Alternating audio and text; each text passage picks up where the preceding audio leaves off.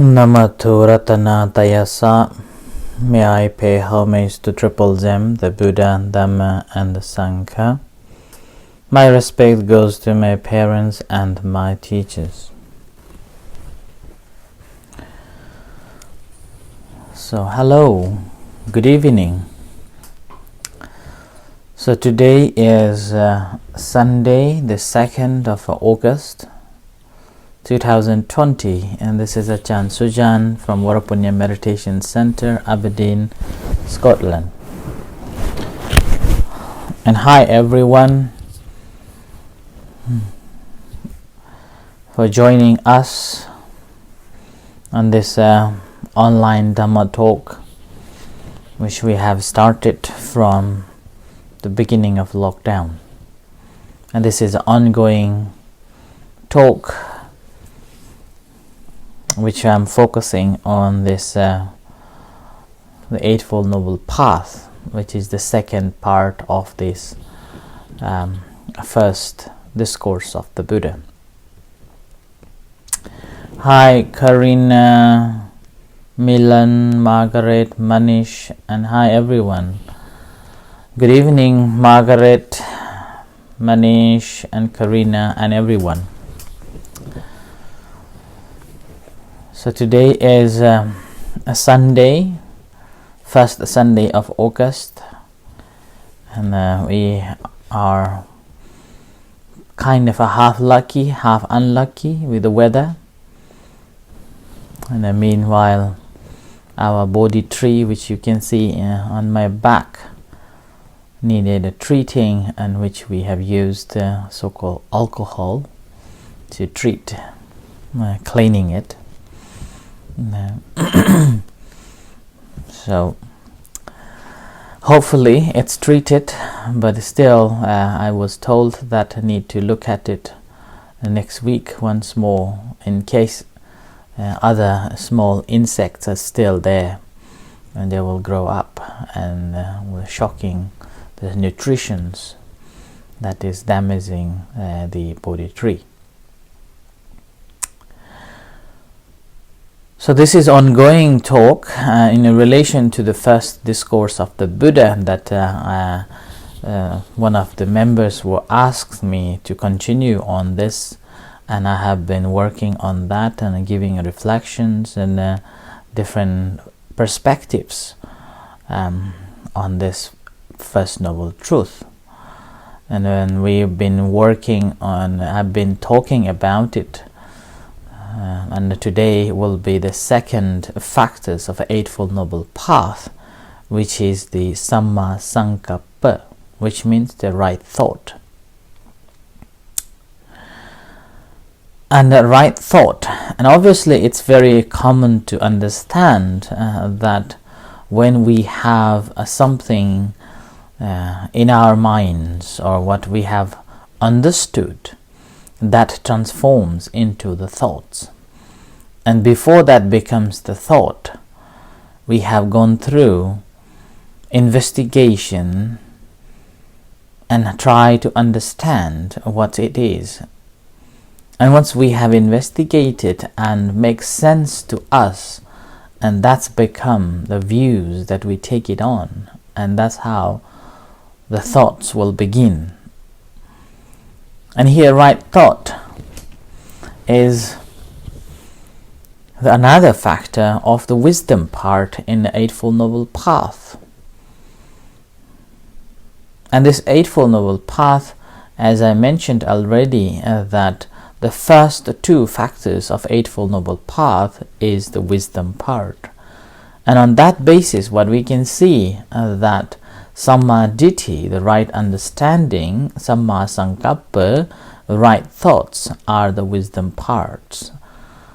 And which also suggests that Buddhism is basically starts from the wisdom, or starts from having a right understanding and a right thought. And if you look at ourselves, the whole world, and the way we think, the way we behave, all shaped by the way we understood and the way we think. the very moment when our thinking is wrong, the way we perceive things are wrong. And with that, what leads is our thinking process. And with that thinking process, our views or our behaviors been crooked. So that's why right understanding is very, very important. And that changes our views, that changes our behavior, and that changes our perception. Even the first two gathas, or the stanzas in the Dhammapada, Buddha very clearly said that thoughts plays vital part in making decisions or leading us towards the wholesome or unwholesome, or happiness or unhappiness. So that is the Manopubbangama Dhamma Manosetha Manomaya Manasache Paduttena Bhasativa Karotiva Tatonang Dukhamanveti Chakkang Vahato Padang. And that basically means that if one has got the if one speaks or act with the polluted mind, since all the mental states have mind as their chief or forerunner, and mind they are made of, in that moment, if we are acting or speaking with the polluted mind, what happens is suffering follows. As suffering follows as the wheel of the auction cart. But in the same time, if one speaks or acts with a pure mind, happiness follows as the shadow that never departs from us. So that's why the whole world shapes by our thoughts, and that thoughts again generated by how we understand. So that's why these two parts have been very important factors in Eightfold Noble Path, to be able to comprehend entirety of this Eightfold Noble Path. I remember early years, about 2005, when I first came to UK, and I was invited to give a small talk in the Ambedkarite Buddhist Center in Wolverhampton. And at that time, my English wasn't good, and my understanding of the Dhamma again very limited. It was very limited. And one of the ladies who came for a meditation at that time asked me that in Buddhism, everyone talks about the mind, and everyone says that all are mind-made. What do you think? And at that time I was very young, and then I was just graduated from a university in a Buddhist university in Thailand, and I came to UK. It was very excitement, and it was a short visit. And there were so many thoughts going on, so many thoughts of traveling to the London, traveling to the other parts of the UK. And meanwhile, there was one prevalent thought, that was, I came in during the April time and stayed 5 months. During that time, wherever I went, I saw only green and green and green, and I was very surprised to see that greenery around in the UK. So with that in my mind, my answer was that if I do not have a thought, I would not have traveled around in the UK. And that thought again developed simply having understood that how beautiful and how historical and how important it is, how important places they have. And with that thought, I was simply willing or desiring to travel around to find different places. So, and with that, what I told her, that if my mind is not made, if these thoughts are not made of by mind, then I would not be traveling these places. So whatever we think, that shapes our behavior, our perceptions. Yeah? And normally what happens is our thoughts in general, because of not having a right understanding, it is shaped by two ways. One is essential pleasure, or basically wanting to have comfort and entertainment and indulgence our senses, like wanting to see the nice things, wanting to hear nice words or nice songs, like that. It's like a worldling, the Buddha called it worldling life. And other people will basically take the very strong harsh way, that is self-torture. Thinking of that will give them satisfaction and happiness. And these are again the thoughts that occupied by two extremes, what the Buddha said. Buddha said these are the two extremes thoughts, based on ignorance, based on not knowing what should be known, based on miccha ditthi, not samma ditthi, or having a wrong understanding. And with this, having in thought, what happens is that any action that a person takes that is crooked, because that's based on a self-view, self-indulgence. And with that, what happens is, rather than thought of abandoning, or rather than thought of renunciation, there is a greediness, accumulation of more, or a consumption view, wanting to consume more and more, never satisfied.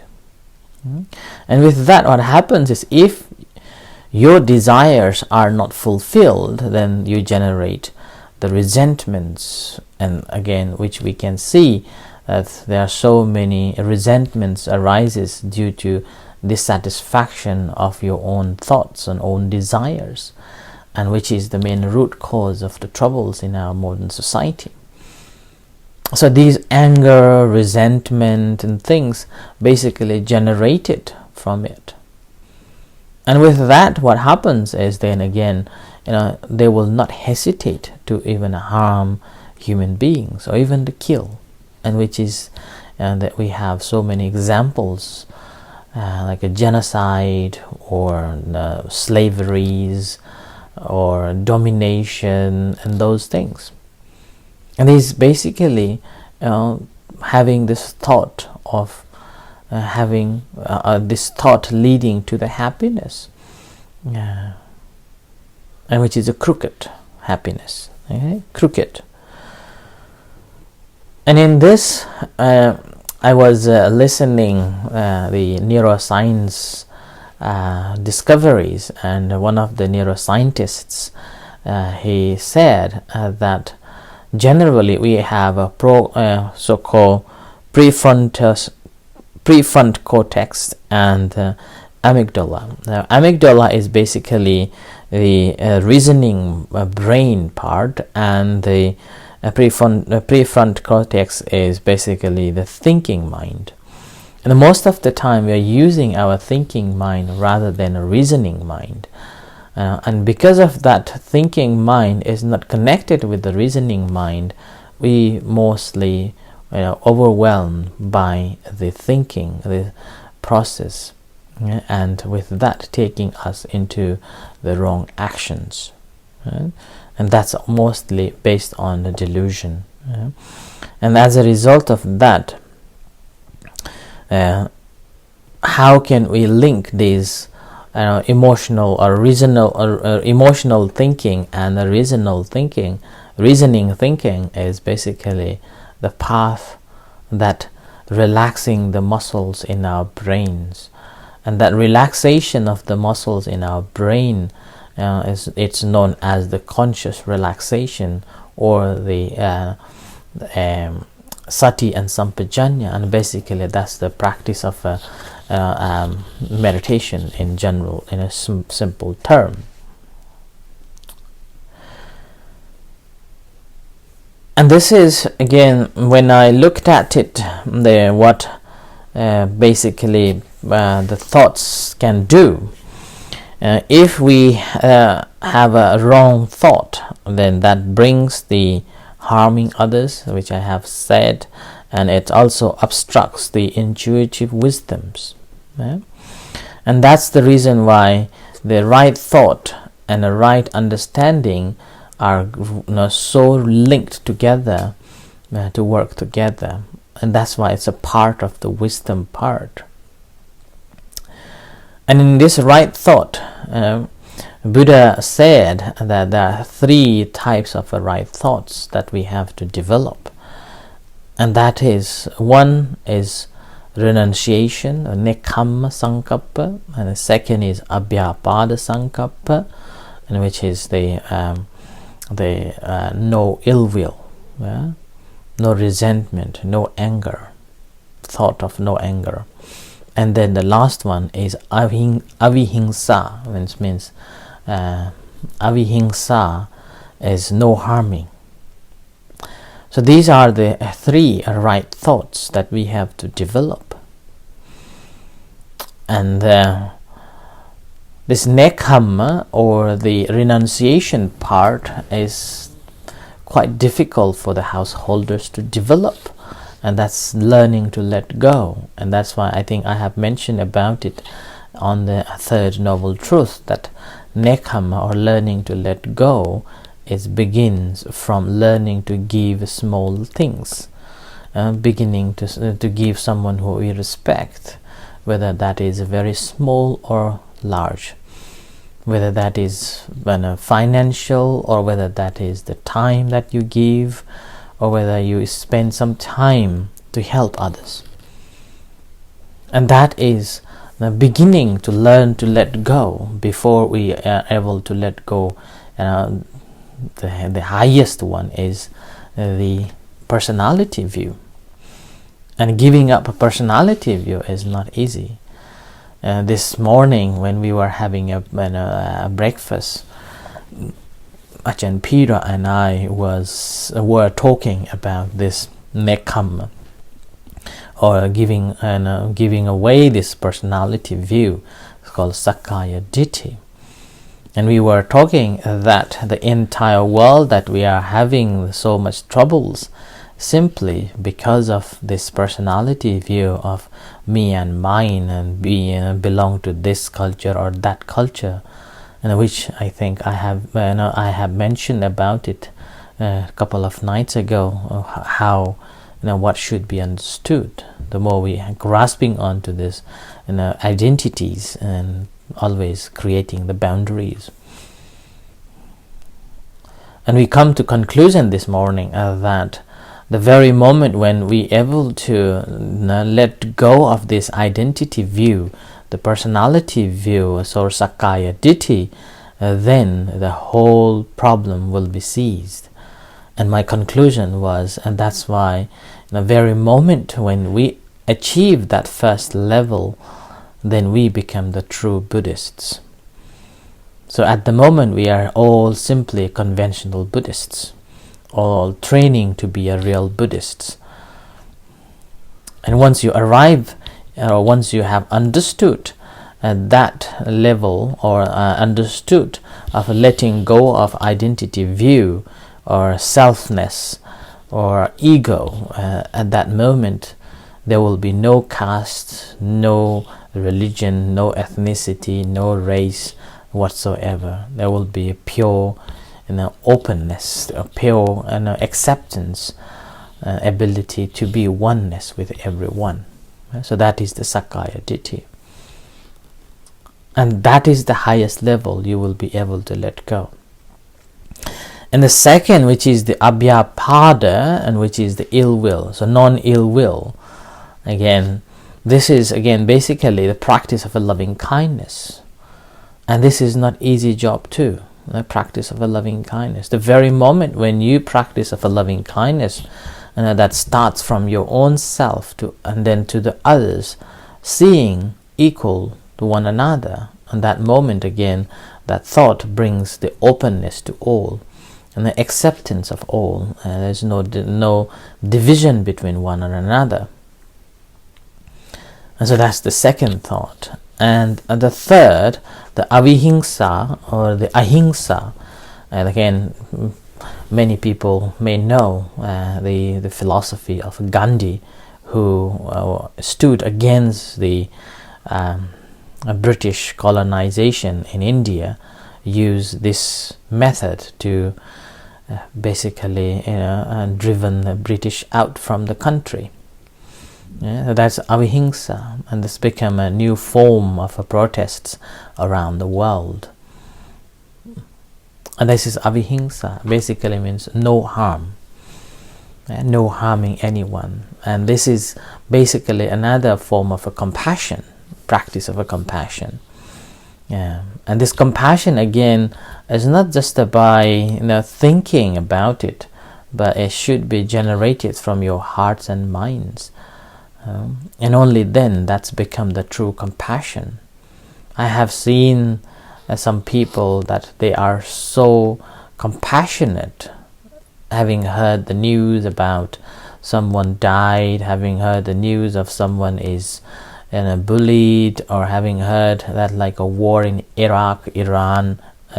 Afghanistan, and how children desperately needed the support. And that way people have come to me and say that feel so unhappy, and they are torturing themselves by thinking of that compassionate thoughts, and that is not regarded as the true compassion in Buddhism. So true compassion should come with the wisdom, knowing how much you can do and knowing how much you should do. Yeah? So it's like save yourself before saving someone. If you don't know how to swim, do not try to save someone who is drowning, like that. So this compassion is that needs to develop, and always this compassion comes along with the kindness, and which is the part of the again abhyapada, or the non-ill will. In the sutta called Dveda Vitakka Sutta in Majjhima Nikaya, before Buddha became the enlightenment, he had the thought, to call it two types of thoughts. And this is the thought Buddha was talking about. The first thought is the positive, and the second thought is the negative. But he started off with the negative thoughts, and that is the harming, and then that is the ill will, and grasping, or greed, or the sensual thought, entertainments, and like that. And he was basically fighting with himself before he became enlightened, that if he abandoned practice of a meditation and a thought of becoming enlightened, he would have enjoyed this luxury of a life being an emperor and a king. So there will be a great moment of enjoying the sensual pleasure or worldly thing. And in the meantime, he projected his thoughts that entertaining in the sensual pleasure is not beneficial for own self and not beneficial for others, and which needs to be abandoned, eliminate. This is, and only then that brings the happiness, the true happiness, because essential pleasure is just a temporary happiness, and once you have done, or once you have consumed, and then it's gone and finished. So but the renunciation, it continues, and the pleasure and the joy and contentment and rejoicement will continue when you are practicing this renunciation, the nekkhamma sankappa, the thought of the releasement, the thought of giving away, the thought of letting go. It gives you a satisfaction, it gives you a joy, it gives you a freedom. There was a king, one of the kings, when he became very old and he gave up his palace, being a king, to his son, and he became a monk.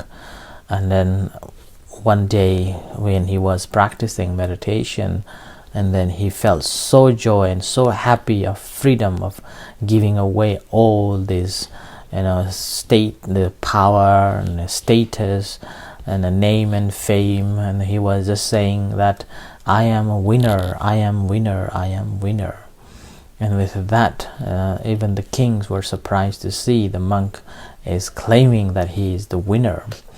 And when he was questioned, he said, I have given up all, I have nothing, but I feel so happy and I feel so content.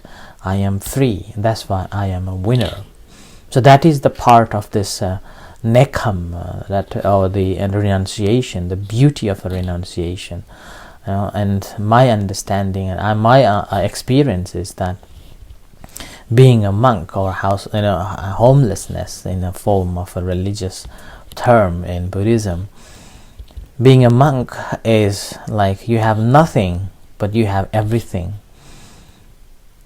Whereas if you become a householder, you think that you have everything but you have nothing, and the whole world becomes narrow. Whereas you're a monk, the whole world becomes so huge and so open space. The thoughts are so open to all. It's like a whole horizon has been transformed into the openness, and everything becomes so free and so related yet not connected. And whereas in a household you're so connected but not free, right? So I offer this for tonight's reflection, and we'll continue tomorrow on this same topic. Thank you everyone for listening, and in a few minutes time we will have a chanting and guided meditation. After the meditation I will be here to answer question answer session. So if you have any questions or you want to ask on a Buddhism and Buddhist meditation, you're most welcome to post. So until then, thank you and may you be blessed.